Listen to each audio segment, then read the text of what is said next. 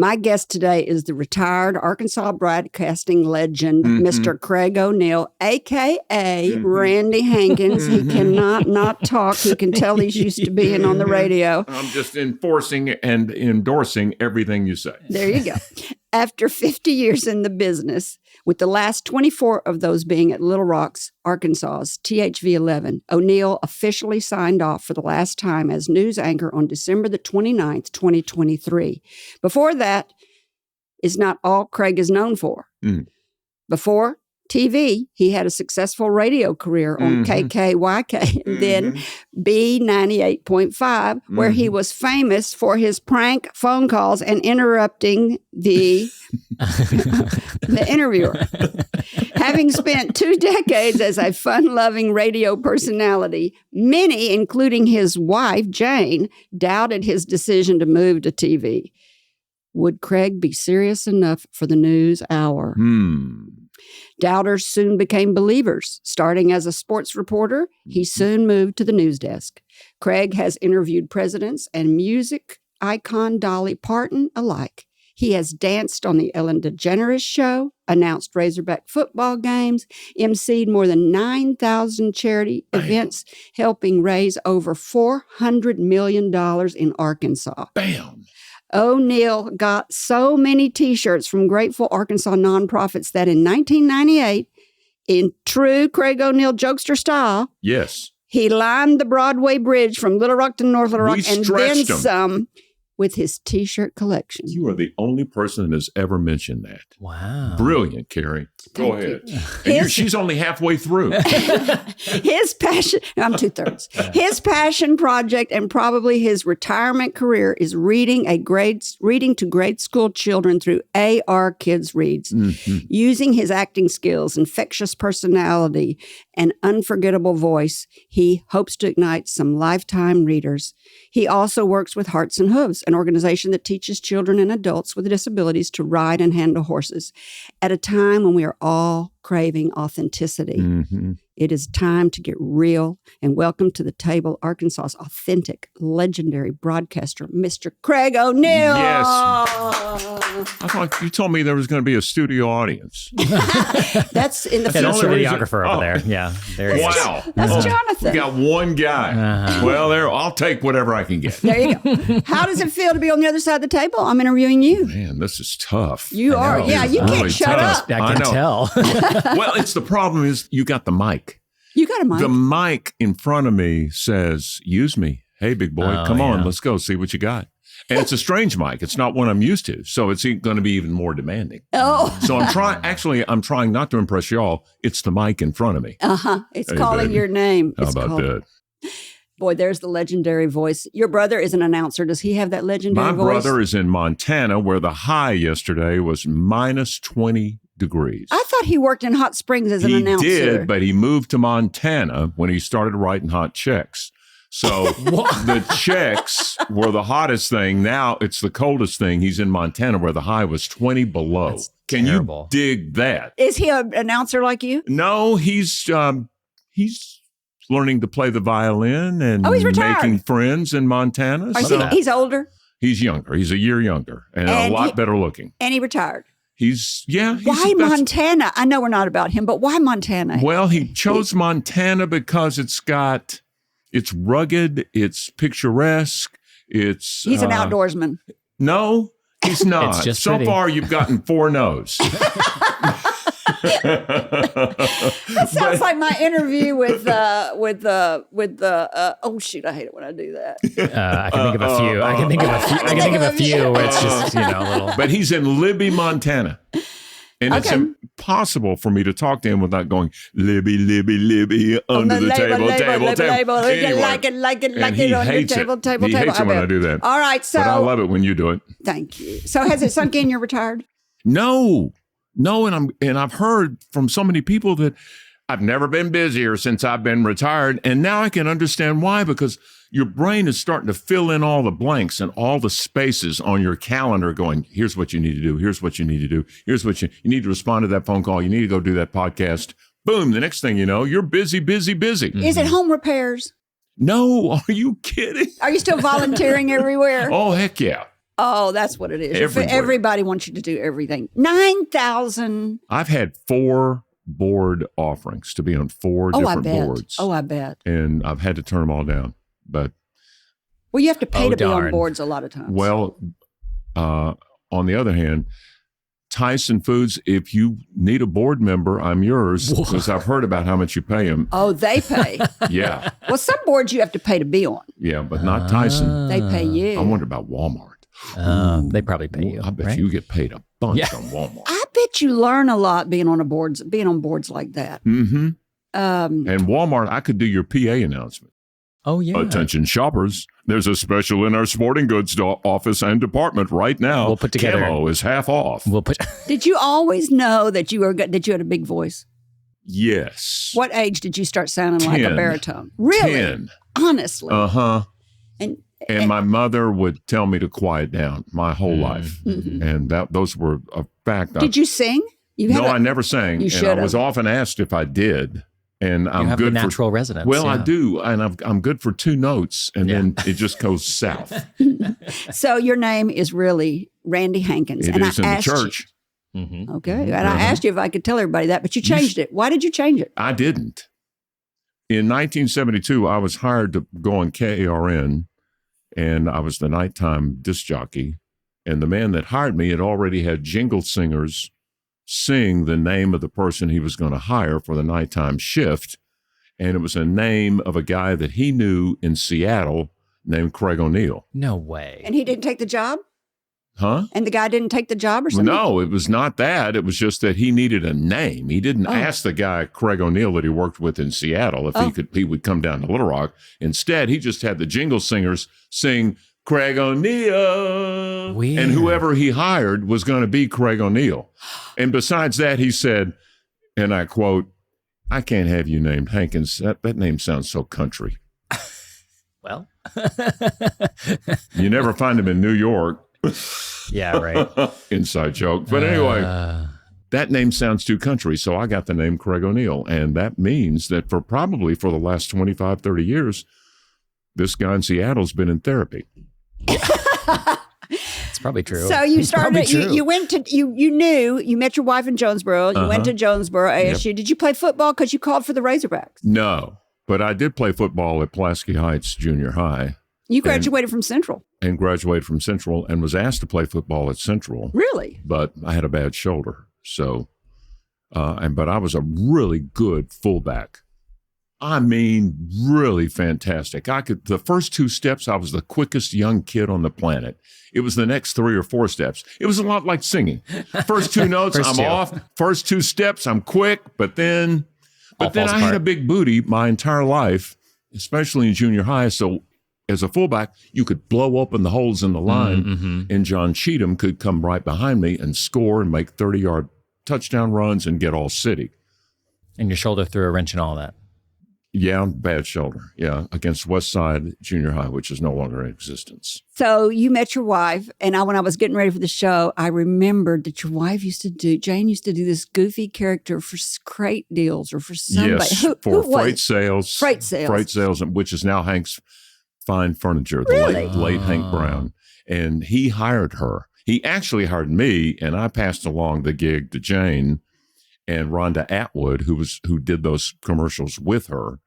And for a while there, she was the big star in the household. Absolutely. I It's mean, tough I to still take. remember it. See? Yes. So what was her character for the listeners? Rhonda was Lois Price, and she was Lurleen Freight. And goofy. You think? Yeah.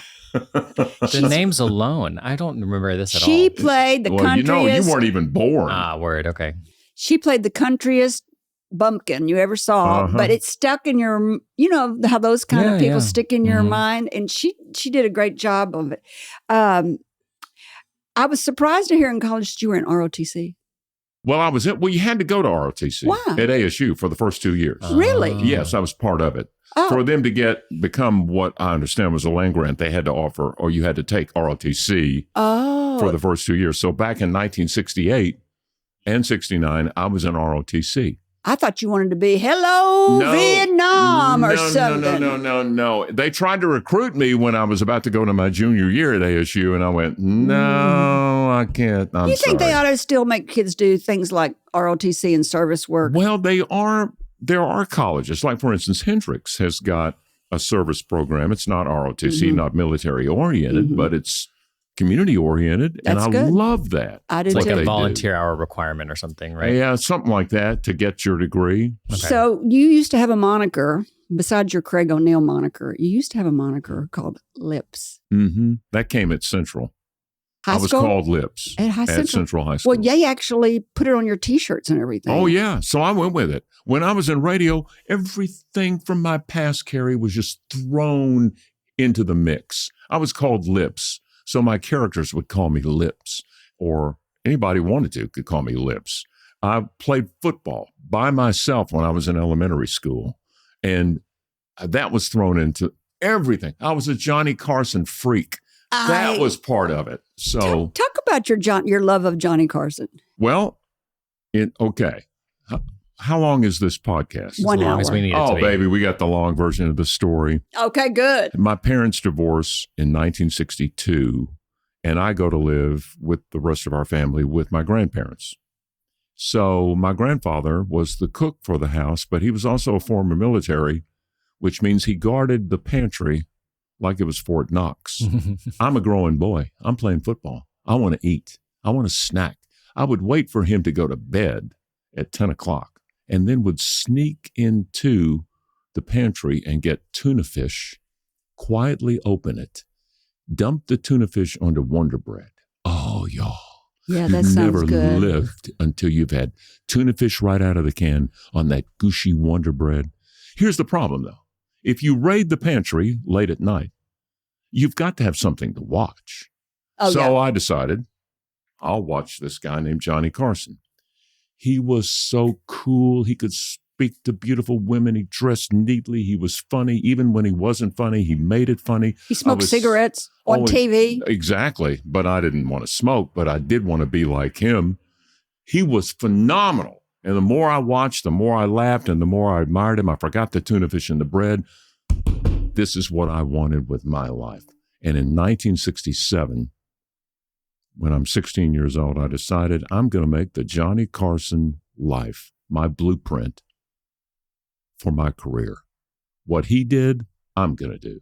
Small market radio, small market television, move out to California, get on a daytime show, take over the Tonight Show. There's my path. Look at me today, ladies and gentlemen. I'm at Kerry, McCoy in Arkansas Flag and Banner. Almost What got there. happened? Hey, you got there. That's it. That's a great story. That is a good story and an inspiring story about living your dream. Uh-huh. This is a great place to take a break. When we come back, we'll continue our conversation with THV 11's retired anchorman, Mr. Craig O'Neill, a.k.a. Randy Hankins, still to come. Some of his favorite and funniest interviews and prank calls, his work at AR Kids Read, and do you want a career in broadcasting? What? Yeah. Blasting? So we don't go live anymore. And do you want a career in broadcasting? Well, start dreaming like he did. We'll get tips from Craig and what he sees as the future of TV and radio. It's going to cost you. Okay. Do you have something to say? Say it in flying colors. I'm Kerry McCoy, owner of flagandbanner.com, where flags tell stories and banners get attention. Whether it's for your business, organization, or special event, custom flags and banners will make your message soar. Visit flagandbanner.com for high quality, quick turnaround. We're not just any flag company, we're the experts that answer the phone. We're speaking today with Arkansas's legendary broadcast and radio personality, Mr. Craig O'Neill. It's time to get down to the nitty-gritty about your career. Real quick. Okay. How often do you go down to Miami to check out your other location? I got back Saturday just in time for the snowstorm. Is this actually a business, or is this just a front for something a condo? else? You're not kidding. There's a lot of that. No, Man. There's a front for illegal business. There are so many illegal businesses down there. Oh, yeah. Folks, that's Kerry's next podcast. Yeah. Up in your illegal business. Up in your illegal wow, it's true. Just like, signs on doors and there's nothing inside of them, All right. It's time to get down to the nitty gritty. Here we go. Okay, here we go. Nitty gritty. Nitty gritty. You moved to Little Rock and spent 10 years at KKYK. Was that Yes, AM ma'am. or FM back then? That was FM. Okay, they'd already gone to FM. From 81 to to 91. When did you start doing the prank calls? Was it at KKYK? In 1978, I was not doing well. I just gotten a job at KLAZ. They had hired me, and I was delighted because I'd been in radio sales and stunk. I was Sales? awful. Oh, yeah. And they rescued me and said, I need to get back on the air. So they put me on the air in 78. For the first 4 months, Kerry, it was not going well. Ratings, yeah. Ray Lincoln, a disc jockey you may know, remember, was number one. He was a strong number one. Yeah. And I was just floundering. The station was doing great. After I got off the air, the ratings zoomed back up. But no, first 4 months, it wasn't happening. But you stayed with it. Well, I'd heard about a guy named Russ Spooner in Nashville, Tennessee, who did prank telephone calls and was quite successful with it. And I went, I'm going to try that. Get this. The first prank call ever was to David Pryor. He was in a runoff with Jim Guy Tucker for senator. And I called both him and Jim Guy Tucker. There's Jimmy Carter.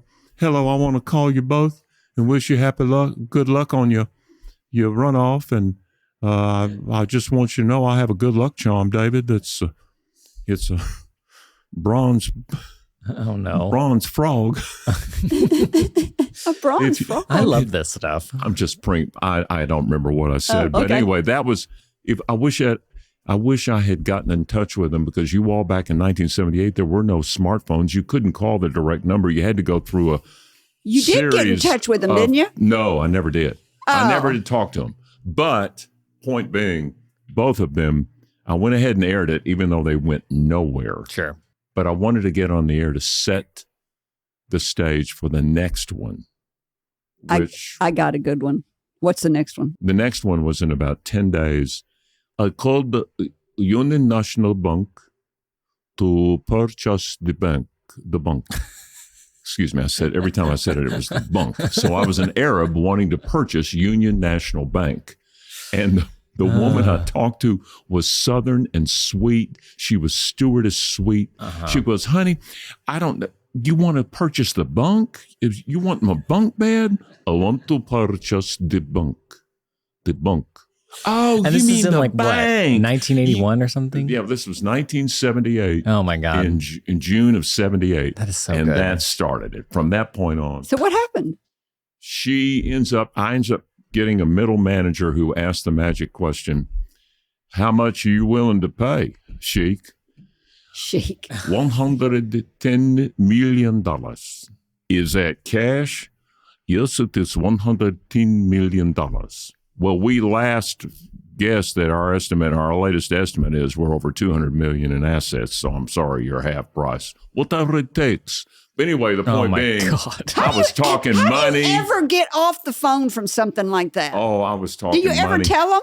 Oh, sure. Yeah, What's you the had end? to tell them. So what's the end? The end goes something like, I am drawing on its bank account of Craig O'Neill of of Z98, KLZ. And he suddenly knows it's a joke. And he starts laughing, which is good. You want the laughter. Oh, yeah. Aren't you nervous that they're going to get mad at you? I was. Early I was. Later, no. So how many you think you've done? I bet aired probably about 500. For the 500 that aired, there are about 300 more that did not air. How do you come up with the ideas? Just people sometimes will phone them in. And sometimes what was phoned in was funnier than the prank. And the classic one is the man in Pine Bluff, when they were putting in cable, he said, Craig, you got to call my next door neighbor. The cable company keeps coming out and digging a trench in his backyard to lay their cable, and they cover it up.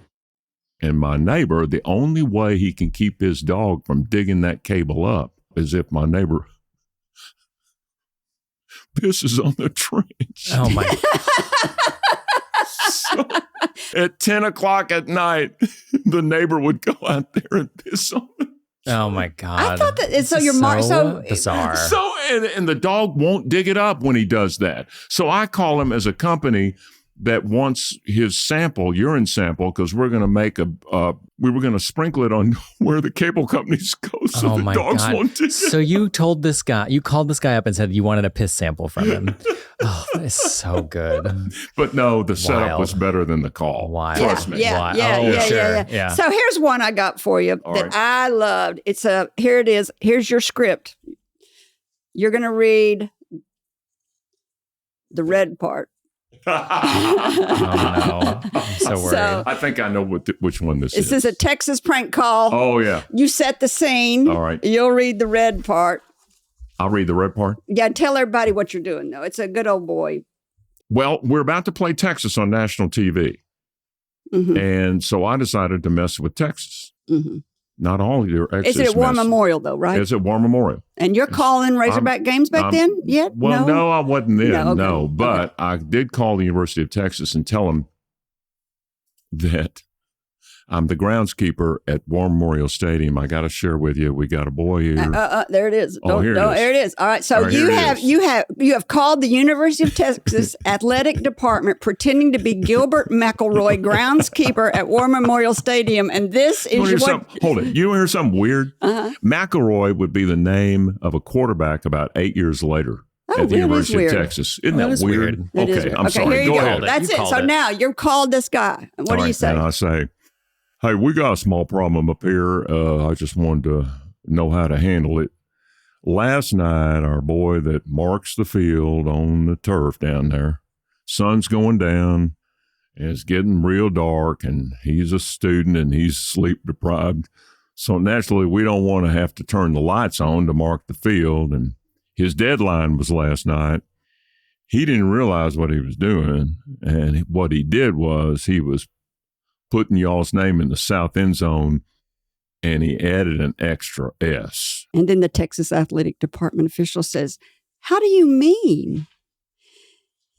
And then you say, well, what I mean is it's TEXASS. And we don't have enough time now to take that extra S off. Text ass. So so what did did he do? They all just come unglued. He said, well, I think you're just going to have to find a way to take that off. We can't have that on national TV. My favorite part comeback was, what if we put two lines through that extra S and make it a dollar sign? I love this. And that was when I almost lost it. That was their idea. But here's, That was their idea. No, that was Or Rick's. was my Your idea. Okay. And he said, and he kind of chuckles and goes, I just don't think this is going to work. And he goes, what I need to do is call Coach Broyles and call Coach Dodd, both athletic directors. Sure, yeah. And talk this over and let us get back to you and see. And that's when I pulled the plug. Because if he's going to go to Coach Broyles and the athletic director, we've started a whole series of events that we don't want to have happen. So what'd you tell him? I think I said something to the effect of, well, my solution would be to call Craig O'Neill at B98.5 and see what he could do. And then that's when the guy goes, who is he? And that's when I told him, boom, call over. So you're so good at this because you wanted to be an actor also, didn't you? Yes. You used to go out to California. And when did you, but that's not when you got on the Ellen DeGeneres show. No, I went and did stand-up comedy. Stand up. That's at tough. the Comedy Store in 1984 because I'd heard that that's how comedians get on the Tonight Show. Oh, that's true. So I decided to do amateur night and stood up there on the stage in 1984 and did pretty well. Is it hard as heck? You have to memorize everything? Well, no, you just kind of, if you're going for the laugh, you know it's going to be there. Uh-huh. And so I was nervous because here's what happened. Jane and I got out there 3 days early, and I'm walking around 3 days practicing my routine, nervous as I can be. But Kerry, I'll tell you all, once my name was announced, I got in the lights and on that stage, and you know from singing, sure, yeah. once you're up happens. there, all nervousness aside, you start concentrating on what. And the beautiful thing about being a comedian, you're waiting for the laughter. Mm-hmm. Isn't that a beautiful thing? And when you get it, Then the rhythm just goes and goes and goes. Oh, gosh. Yeah. It is just the most. Johnny Carson said he was nervous every night before he went on stage. I can believe it. And he did that for 30 years, let's say, 20 or 30 years, nervous every night. Think about it. He's got new material in front of a live audience. Every night.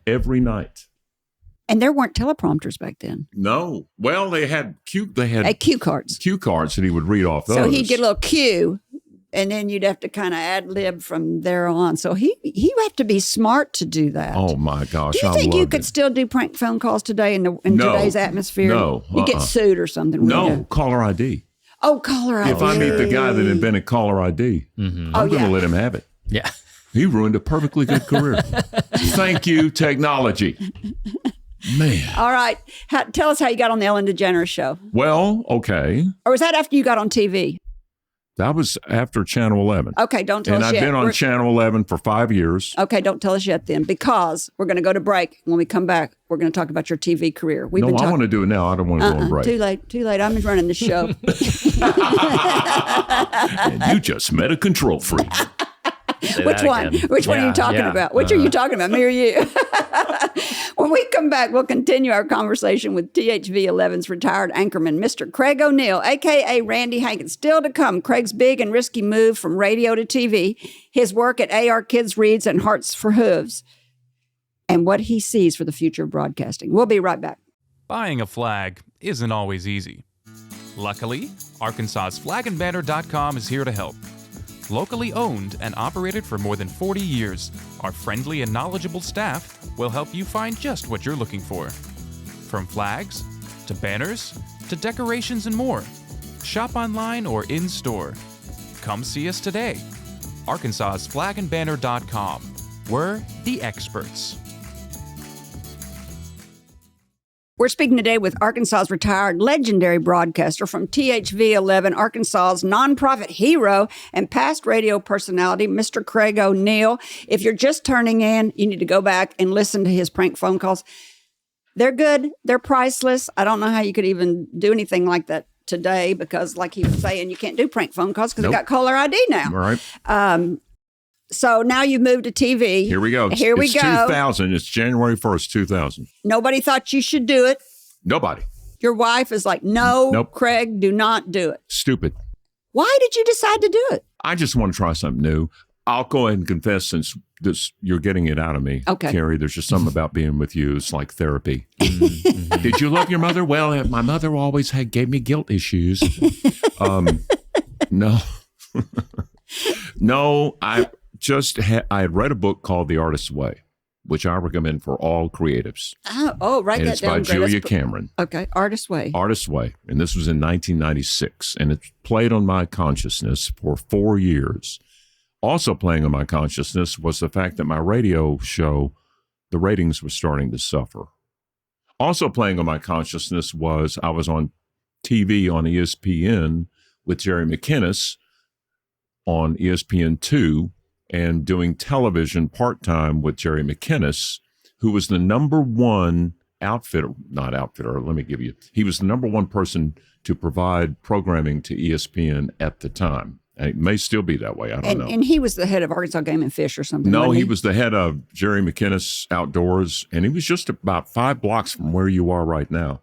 And people don't realize that. Clothing store? No, it's not a clothing store. What is Jerry it's McInnes a Outdoor? TV production studio that is 3 stories and huge. And people don't even realize what all he was doing. Yes.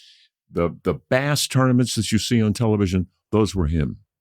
And all these things. Yeah, all this outdoor programming. And so I was doing that with him. At the same time, my ratings are going down. And they weren't what they used to be. So it's kind of like when radio's spiraling, like the iPod gets invented and stuff like that. Yeah. I wouldn't choose spiraling. I'd put slipping. Slipping, okay. No, okay, we'll go spiraling. Okay. Yeah, okay. So anyway, I thought, what else can I do? Well, I had a lot of friends at Channel 11. They had an opening. I'm over at and I tried in 1998 to get on Channel 11, but it didn't work. So in 1999, I go get my license renewed at the State Revenue Office, and there's Ed Buckner, the weatherman at the time, putting on his little stickers, and he goes, we have an opening in sports. You ought to go call about it.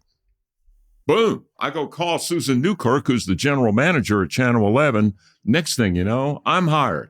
She wants somebody to do something different about sports because, quite frankly, are we alone right now? Yeah. She didn't like sports. In her mind, when news came to sports, it was turnoff. It kind of was in the old days. And so It was very little bit. So she wanted something different. Boy, did she ever get it. Well, you knew a I lot agree. about football. I did. Loved it. And at the time, I was the announcer, stadium announcer in Fayetteville and Little Rock. So So I was that's why inside Razorback world. that's why they suggested you. Yeah. I loved you announcing at War Memorial. Why did you lose that gig? Because there was one day that I had Houston Nutt do a promo with me where Houston's on camera with me going, and I say to Houston says to me, all right, Craig, do it for me just one time. Just say it one time. I love it when you say it. I went, okay. It's an Arkansas Razorback. And Houston goes with me, first down. Well, unbeknownst to us, the day before, Paul Eels of Channel 7 had done a promo very similar where his catchphrase, touchdown Arkansas, ignites the whole team on this promo. Very similar because we're using our catchphrases. And when Dale Nicholson, the head of Channel 7, heard about that, they played their Channel 7 card and said to Frank, you got to get him out of there. You got to fire Craig. He's stepping on our toes. Yeah. So, and this is what I'm hearing. The late Dale Nicholson, I'm hearing this now from years later. I didn't know at the time. Oh, what'd they tell you at the time? Well, it was Frank. Our call lasted 25 seconds and he says, Craig, my sponsors are upset. I'm going to have to let you go. And that's the truth. And yeah, the sponsor was Channel 7, but now Frank made it seem like it was people like, I don't know, Landers or Petty Jean Meade or something. Yeah. So, but no, I said, I understand, Coach, because I kind of was aware that, now that I'm in, because I started as a stadium announcer in radio, but when I moved to TV and started getting introduced at Razorback Club meetings that I was emceeing as the voice of the Razorbacks, and Channel 7 is Paul paying Eels scholarship money to the university to get their guy as the voice of the Razorbacks. Very political. Yeah. So, you got caught up in that. Exactly. You should have gone. But I didn't mind because on game day I was wearing myself out. I'm doing the parties, I'm doing the PA, trying to do TV. So, Kerry, I swear this is like therapy. I am so glad I'm here. All right, let's talk about more therapy. Unpacking it all. COVID. You did COVID broadcasted from your kitchen table with Jane's pictures behind you. It was adorable. We sold 4 paintings that period. Where can I buy a painting of hers right now? Well, right now you can go to janefhankins.com. Write that down, Gray. janefhankins.com. And she's done coloring books because now she's no longer doing sculpture because of her hands. Mm-hmm. And she's doing these drawings. I thought she was a painter. Well, she is, but she's also watching British Mysteries. And while she's watching them, she's doing this phenomenal drawings, y'all. What do you mean coloring books? She's just coloring and coloring books? No, she's drawing drawings that that are going to become coloring books. And it's the Jane F. Hankins coloring book. Where's she selling those? Online. I love janefhankins.com. I'm going to go get one. I love coloring books. That's a great gift for somebody from Arkansas. We ought to sell them in flagandbanner.com down. Local gifts. Love it. Ladies and gentlemen, my life has just turned. I'm no longer a broadcaster. I am now a marketer at Arkansas Flag and Banner. So welcome to the team. So being in the business of interviewing and processing and everything, talk about your processes. I know for me, it takes me days to get ready for an interview. Really? Yeah. Look, don't do that. Well, no. Yeah, well, I do. You are a big reader. I am a big reader. I'm not I have to confess to you, I'm not a big preparer for interviews. Never have really been. There are some things that in the past, once I've done the interview, and then I go back and read about the person I interviewed, I went, dang, I should have asked him about that. Should have asked So him. you have regret too? Oh, gosh. Oh, would you just tell everybody out there that everybody has regret after they try something? I'm broadcasting 54 years, and there was still almost every day I'd go home and go, I should have said, I tell you the greatest? That makes me feel good. There are 2 great moments I'll share with you of the should have said. Should have, would have, should have done it. The should have saids. I did a party at the White House in 1993. Bill had just been elected, and he was having Arkansans come up. and he and I have always been buddies. So I came up and DJ'd a party at the White House. It was Hillary's birthday. They got Gladys Knight Whoa. to come in and sing happy birthday to Hillary. And I'm the MC, and to this day, what I should have done is before she sang, gotten Bill up with me, and we would have been her pips. Oh. And I didn't do it. I didn't even think about it till the next day. It would have been so good. Happy birthday to you. Woo, woo. Yeah. Man, blew it. Here's the second one. Okay, all right. The second one, Arkansas is playing its opening game against SMU, Houston Nutt's debut as coach.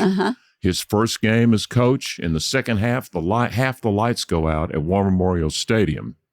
What I should have said as PA announcer when I got on the PA, I should have said, "Hello, Houston, we have a problem." Dang it!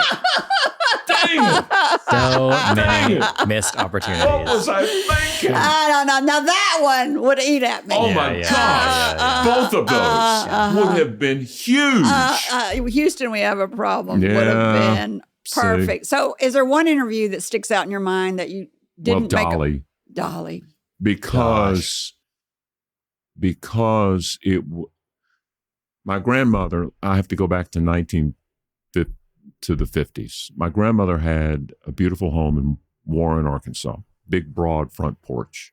In the summertime, there was no air conditioning then. People got out on the front porch. People would come by, stop the car, get out on the front porch. It seemed like the whole town was on the front porch. They were. Beautiful, relaxed, endearing conversations that I still remember. Gorgeous voices. The interview with Dolly was like being on the front porch. She was folks, and there was nothing fake. It was all real.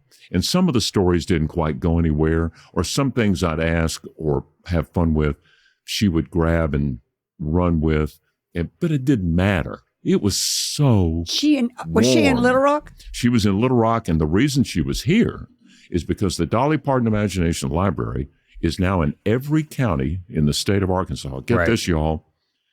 Every month, 65,000 books go out to Arkansas children birth to 5 years of age in Arkansas. No, wait. Every month. 65. Are there even that many kids? Oh, yes. Well, you think about it, 0 to 5. Yes, there are going to be 65,000 kids in that age range, sure. Is she a big reader? Her father made sure she was, and she is. And she's written a book in collaboration with, who's the one that wrote the book with Bill Clinton? Here I go, it's my turn. Peterson. Anyway, and I asked her about that too when I was interviewing her, and she goes, and I said, "You realize you've written a book with the same author that Bill Clinton wrote a book with?" And she looks at me and she goes, "Yes, but my book is so much better." Crowd laughed. So is she part of Arkansas Reads? Does she know that you do that? Well, she has her own Dolly Parton Imagination Library. Yeah, but does she have you come in there and read? I'm not sure. I'm sure she does. Here's the beautiful thing about this interview, though. It didn't involve me. From what I understand, Randy Zook, who is the head of the Arkansas State Chamber of Commerce, he and his wife, Diane, who used to be on the Board of Education, they both left the party when Dolly left, when Dolly had to leave to go get on her jet. So the crowd's in the governor's ballroom. She says goodbye, standing ovation. The Zooks leave in the back way. Dolly leaves the side way. The Zooks are walking up that walk in front of the governor's mansion, and they see a child on the corner holding up his Dolly Parton Imagination Library books that he got in the mail, because that's how they arrive. They get in the mail. He's holding up the books as Dolly's limo passes and stops, and the window comes down, and Dolly leans out the window and motions for the little boy to come over, and they talk, according to the Zooks, for about 4 minutes. And she signs the books. I'm sure she did. I don't know what they talked about. I don't know what transpired. But Dolly wanted to connect with that child who had the books. Yeah. And that's what she did with me. And that's what she did with everybody in that audience. She wanted to connect. And I told her at the beginning of the interview, I said, do you realize you're the most beloved woman in the United States? I mean, really. People on both sides of the left, right, makes no difference. Nuh-uh. Everybody loves you. What year was this? This was last year in May. Oh, yeah, she So is. my favorite interview was just about my last one because it came just about year and a half before my retirement. She's like so many other artists. She's had this huge resurgence as she's gotten older. She just stayed with it, and then has this big. I made fun of her in the 70s. Right. I used to have a joke when I was doing live things, giving away prizes. One of my fake prizes was, you have won 1,000 big ones. That's 500 posters of Dolly Parton. Oh. So your Aren't hobbies. you glad you waited for that? Yeah, Sure that was am, really good. Hope you enjoy Kerry's last podcast, ladies and gentlemen. So I always wonder what it's like. I think about this, and I think a lot of people think about this. For 20 plus years, every day, everybody knew where you were at 6 o'clock, sitting at the news desk. I look at those people and I think I could not show up every day with my face on and bring my A game. How do you do it? Because it's on, you're on. As soon as you're on, and I'm not trying to compare myself to Dolly Parton, but it's the performer's electricity. It's what drives the performer. As soon as you're on, you got to connect. But don't you all day long think, oh God, why do I do this to myself? Why do I do this to myself? And then you ride the adrenaline wave until you have to do it again the next day. Yeah. Exactly. Today, even though I'm retired, I'm going, why did I say yes to Kerry? I got to go. Driving out in the snow and the ice. And, it's icy outside. But the mic, once I'm with you all, my fellow Episcopalians, peace be with you. I am on, baby. It gets your adrenaline going. Exactly. I think you get addicted to the adrenaline a little bit.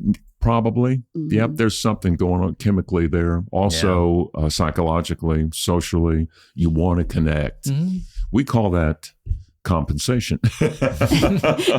So your hobbies are reading, writing, fitness training, and horse racing. Do you bet on the ponies? You think? Yes. I did not know that about you. Yes, I love horse racing. It's so you love football, you love horse racing. I love horse racing because the stories around horse racing are so magnificent. Are they? Oh my gosh. Smarty Jones. Yeah. 2004. He comes to Oaklawn. I read about him in the magazine. He's coming to Oaklawn. But he just won a big race for 2-year-olds in New York. He's going to spend his 3-year-old season in Hot Springs. And I go, I got to interview this guy because I love that name, Smarty Jones. Yes. Sure, yeah. It's because there was a member of the family back in the Depression era that's when everybody went to one schoolhouse. And whenever the teacher asked a question, this family member, a woman, would stand up and go, I know the answer. She was like the Hermione of Harry Potter. But she would stand up and they called her Smarty. You're Smarty Jones. They named the horse after her because the horse had the same birthday as she did. Oh, that's fun. So they named the horse Smarty Jones. But the best part is I was the first person to interview the trainer, the first person to interview the family around that horse. And the horse, I interviewed the family in February. The horse is on the front cover of Sports Illustrated 2.5 months later, winning the Kentucky Derby. Awesome. And the day that horse won, tears are coming down my cheeks because I fell in love with that horse. Mm-hmm. Did you grow up around horses? My sister did, and I've always loved them. Well, you're involved in Hearts for Horses. Well, Hearts and Hooves is one of the reason I gravitated toward Hearts and Hooves was because of the love of horses. Now, I need to straighten something out. Hearts and Hooves is kind of disbanded. It has led the way for several other agencies to do the same. And quite frankly, when I saw a child with disabilities who's been not refined, but has been rehabilitated. Yes, been in a wheelchair, her or his whole life, and gets on top of a horse, and for the first time in the child's life, feels movement under him that or kind her. of that kind of mobility. Yeah, exactly. And I saw that. Tears came down my cheeks. Smarty Jones tears. So I was hooked there too. Didn't bet on him, but I bet on the kid. Do you ride? Nope. You just like don't horses? care to ride, don't want to do that, just love to watch them run and invest. Invest in them. he says. Invest in them. Invest in the horses I love to watch run. So how did you end up with so many T-shirts that went across? Well- It's 1998. I mean, that's 20 years ago, 24 years, 25 years ago. You had enough T-shirts even back that long To ago. stretch over the bridge. All across the Broadway Bridge. Great. We got to put a link to this on the I was gonna website for say, everybody to see it. This feels like a viral moment before we had viral moments. You know? It was. Yeah. It is. Exactly. Yeah. If I'd had that in my radio career, I'd be Mr. Viral. You know? We all You like know, to think so. yes. And then you danced on the Ellen DeGeneres show. Gray put that on the website. He is such a good dancer. Where'd you learn to bust a move Oh, like baby, that? you know, you did the, listen, you were there for the 10-year Northeast High School reunion. Oh my God, yes. You I forget barely remember. I was your DJ. I barely remember. And folks, I want to tell you about Kerry's blooper. What did I do? Kerry, Did I cuss? no. Well, It probably. was the 10-year reunion for the Northeast High School Chargers. What a memory. And I'm the DJ for the reunion, and Kerry does the banner. Yeah, Sure, flag yeah. and banner. That's right, but you do the banner, and it says, "Welcome, Northeast High School 10-year reunion." I spelled it wrong. She had a vowel movement. I didn't even know it. And Craig goes, Craig calls me up there with the mic and he goes, have you read your banner? And I was like, yeah, I did that banner. And he was like, have you read it? I read it. I went, oh my God.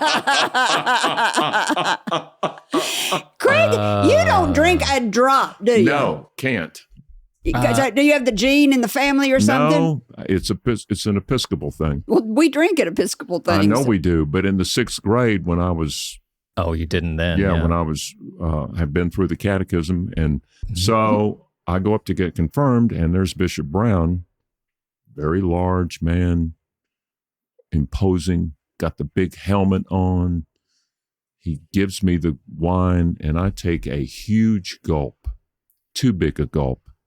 It makes me sick. I Oh, my walk down gosh. those chancel Oh. steps at Trinity, out the side door where that ramp is with the bricks, Uh-huh. and hurl. I mean, big time. And that trauma has been inside me, and I've never had a drink in my whole Wow. life. Never tried it again. Never. A lot of people throw up after their first drink and they still try it again. Yeah, right. Well, that's, no. that's commendable, Craig. No, Yeah. never. I You was know what? always a designated driver. You Well, know there you what? go. You should run for mayor. You think? Yeah, you know everybody. You don't drink. I don't want to do politics. Yeah, see, Mom? All right, this is a great place to take a break. When we come back, we're going to she continue running? our convection That's with another legendary radio Is she and going to TV. announce on this show? No, She's already announced. Mr. Craig. No, I have not. Mr. Craig O'Neill, who for the last 50 years has been the hardest working man in Arkansas. That's right. Show business. We'll be right back to wind the show up in just a minute. What?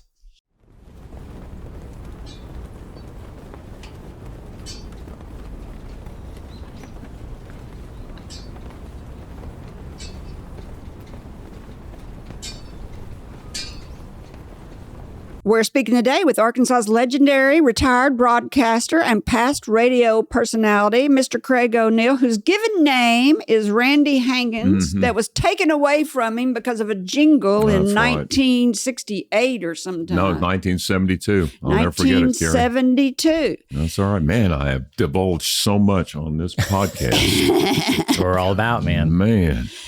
UCA. University, what's UCA stand for? University of You're in Central, Arkansas. UCA in Conway What has about got your official Exactly. collection. UCA has got it. I And, know. And it's, quite frankly, it's because my house had gotten so cluttered Collection that of when what? Jimmy Bryant, who worked in the library at the time in the archives, called and said, we'd like to do your archives.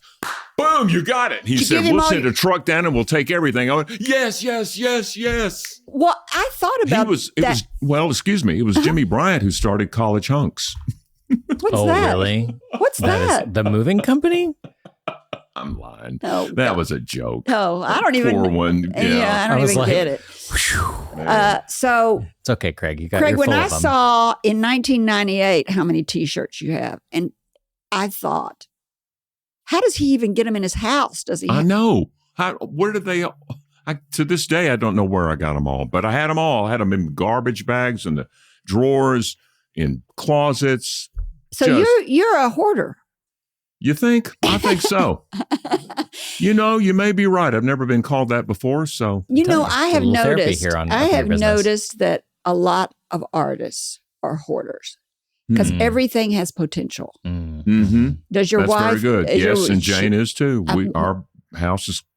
You never notice how rotten our house is because you're looking at all the artwork. Mm-hmm. You're distracted. My mother was an artist, wannabe, and they were hoarders.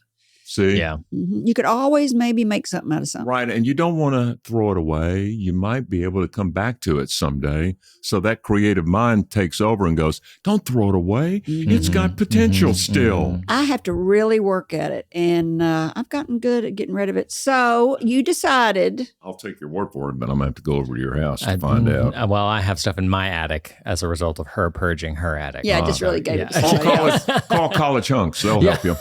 So Craig O'Neill is the name of your collection at UCA. Yes. How did you decide to make that the decision instead of your real name, Randy Hankins? And would your mother be happy with that now if she was alive? No, family was not. Although when I began acting the way I did in public, they were glad I changed it.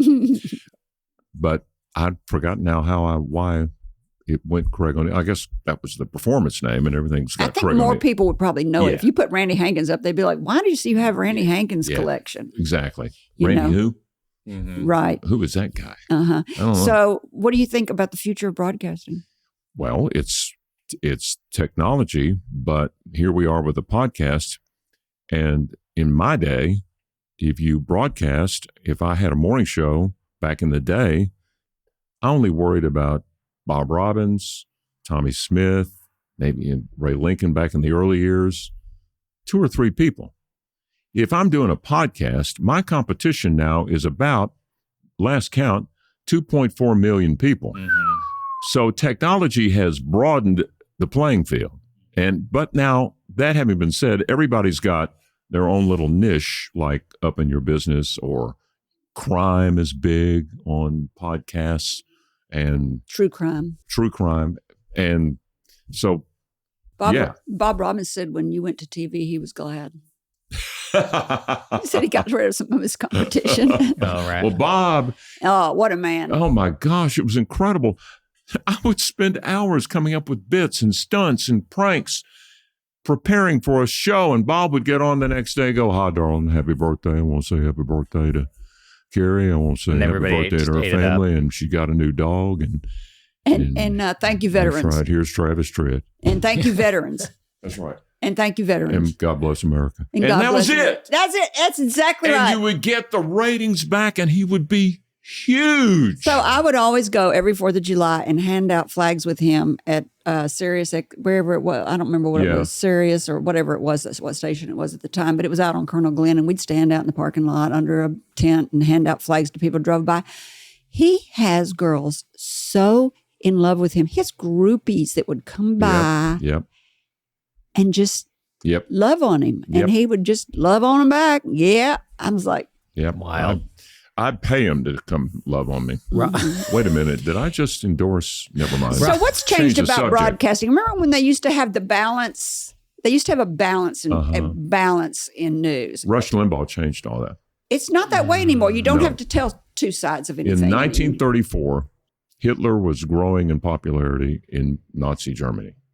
So the Communications Act of 1934 stated, or actually brought up, fair and balanced broadcasting, equal time is what it was called. And that's how I grew up. That's how I started in radio for equal time. Beginning in, I want to say, the late 80s or early 90s, equal time went away.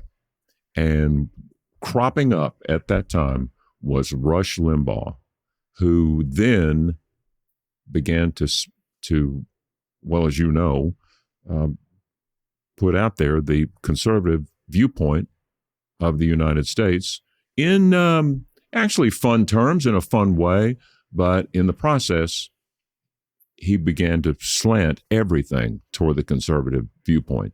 And from that point on, America's been divided. All bets were off. So did they get rid of the Act of 1934? I think, I can't remember. I can't remember how it went away. But they were deregulating the airplanes. They were the airlines. They were deregulating Ma Bell, and they were probably deregulating the radio, and they were deregulating the banks. They used to not be able to have the banks. Used to not be able to go over state lines to keep one bank from being too big. And that may have been part of it, Kerry. All the deregulation. That may have been caught up in it. I've forgotten now. And maybe in theory, that's a good idea. But when looking back in hindsight, they may find that what that did is it created these huge monopolies and these pockets of money and information that they thought was going to broaden that actually maybe didn't. Right. And it's this diffuse information that's out there that is leading to the polarization. So, boy, we're getting deep now. Yeah. We're getting off. We've lost. We're not fun anymore. No. All right. Would you go into Indicative the business of the again? future of broadcasting. Would I? Yeah. Sure, in a heartbeat. But I'm not right now. I'm having too much fun. What you gonna do? Well, I'm writing a book. Inadvertently, you've heard some excerpts from it. Wonderful. Inadvertently, in answering these questions. What's the goal of the book? The goal of the book is to have fun, to read it, and then toward the end of the book, we'll have some insights about life and so forth. Give me one. Enjoy the moment. And when you're in broadcasting, there were times when I was doing dances especially, and I'd be up there playing music and people would be having a great time and they'd be dancing and smiling and swinging and swaying and just, everybody dance now, boom, boom.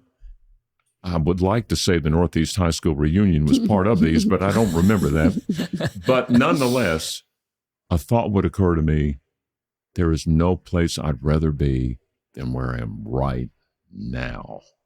And I don't know of any other entity other than performance where you can actually have that happen, where you bond with an audience. And it's just it's a brilliant thing when it happens. Not brilliant, but feel that way right now. marvelous. I kind of feel that way right now. Oh, do you? Uh-huh. Yeah. See? Yeah. Everybody dance now. Boom, boom, boom, boom, boom. All right. I've enjoyed visiting with you. Do we have a gift? We do? Yes, and it is downstairs. I'll get it for you. It's a U.S. flag Oh. and an Arkansas flag and a desk set. Yes. So you can put it on your interviews. What are you going to do? I'm sorry. As you write your book, it can sit on your desk. What are you going to do what else are you going to do besides write a book? You going to do a podcast? Well, I will, but I think I'm just going to come up here and do it with you. Okay. Sounds great. We'll call it Up in Your Business with Craig and Kerry. Oh, I love this. I will gladly just watch from the other room. Perfect. No. Perfect. He gets one day and then I get the next day. Yes. And then I he have gets to the finish next y'all day. sentences for you. You have to be co-host for both of them because we need somebody to finish our sentences. Do it in Miami. Ooh, yeah. Sounds good to me right now. Yeah. I know, right? All right. To our listeners, this show was recorded in the hallowed walls of Taborian Hall in Little Rock, Arkansas, and made possible by the good works of flagandbanner.com, Mr. Tom Wood, our audio engineer, Mr. Jonathan Hankins, our videographer, Yay. daughter, Miss Megan Pittman, production manager, and my co-host, Mr. Grady McCoy IV, a.k.a. Son Gray. Thank you for spending time with us. We hope you've heard or learned something that's been inspiring or enlightening and that whatever it is, will help you up your business, your independence, or your life. And I'm Kerry McCoy, and I'll see you next time on Up in Your Business. Until then, be brave and keep it up. If you enjoyed this video, don't forget to like, share, and subscribe. For more of Kerry's interviews, click on either video on the right of the screen. And as always, thank you for watching.